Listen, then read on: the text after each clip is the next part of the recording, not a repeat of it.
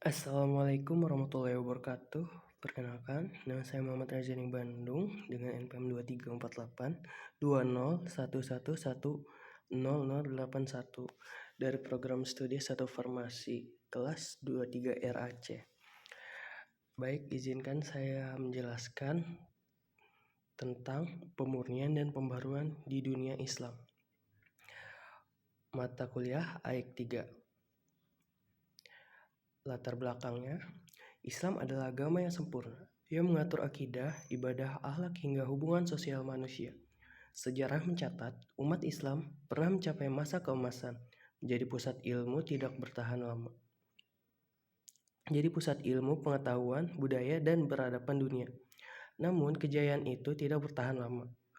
Umat Islam mulai mengalami kemunduran dari dalam. Muncul taklid buta, hilangnya semangat ijtihad, serta berkembangnya tahayul dan bid'ah. Dari luar, kolonialisme dan dominasi barat membuat umat Islam semakin tertinggal. Yang pertama, ruang lingkup, sumber, dan karakteristik ajaran Islam.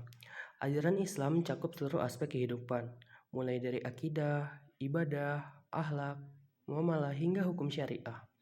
Adapun untuk sumber utamanya adalah Al-Quran dan Sunnah, didukung dengan ijtihad, ijma, dan qiyas.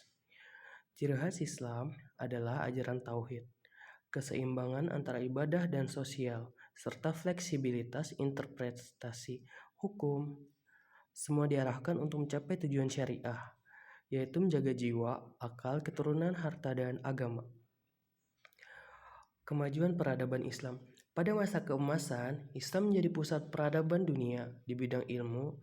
Lahir tokoh-tokoh seperti Al-Khawarizmi dengan Al-Jabar, Ibnu Sina dalam kedokteran, dan Ibnu Al-Haytham dalam optik.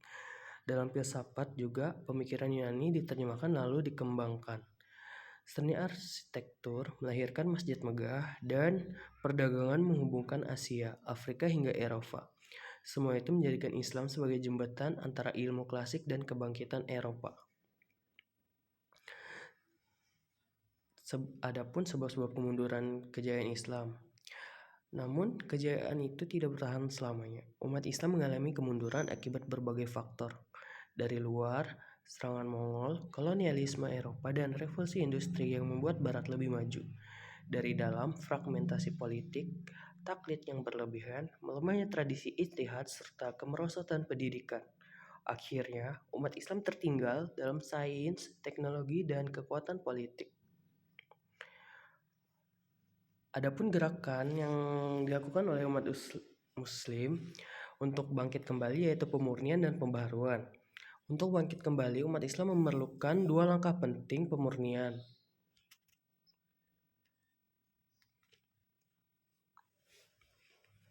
Pemurnian artinya mengembalikan ajaran Islam pada Al-Quran dan Sunnah, membersihkannya dari tahayul dan penyimpangan. Pembaruan berarti memperbarui pemahaman agar sesuai dengan tantangan zaman, demokrasi, ilmu pengetahuan, dan isu sosial modern. Keduanya saling melengkapi. Pemurnian menjaga prinsip, pembaruan membuat ajaran tetap relevan. Ada beberapa tokoh-tokoh pembaruan dalam Islam. Sepanjang sejarah, banyak tokoh yang bawa semangat tajdid, antara lain Ibnu Taimiyah yang menekankan kembali pada Al-Quran dan Sunnah. Selanjutnya Syah Waliullah di India yang mendorong reformasi pendidikan. Selanjutnya Jamaluddin Al-Afghani yang menyerukan persatuan umat dan perlawanan kolonialisme. Selanjutnya Muhammad Abduh yang mendorong tafsir rasional dan reformasi hukum. Dan yang terakhir Rashid Ridha, Muhammad Iqbal, hingga Fazlur Rahman yang menekankan pentingnya ijtihad di era modern. Di Indonesia, Kiai Haji Ahmad Dahlan mendirikan Muhammadiyah dengan semangat pendidikan dan amal usaha. Sementara Kiai Hasyim Asy'ari mendirikan Nahdlatul Ulama yang menata ulang tradisi pesantren. Kesimpulannya, dari perjalanan sejarah, kita belajar bahwa umat Islam pernah mengalami masa kejayaan sekaligus masa kemunduran. Kemunduran terjadi bukan karena ajaran Islam yang lemah, tetapi karena umatnya meninggalkan semangat ijtihad, terjebak dalam taklid, serta terpecah belah secara politik dan sosial. Untuk bangkit diperlukan dua langkah utama.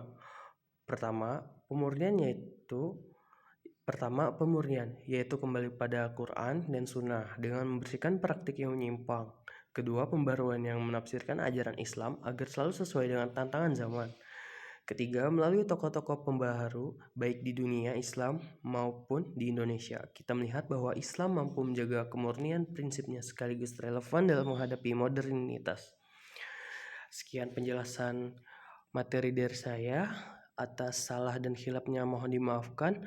Wabillahi taufik wal hidayah. Wassalamualaikum warahmatullahi wabarakatuh. Terima kasih.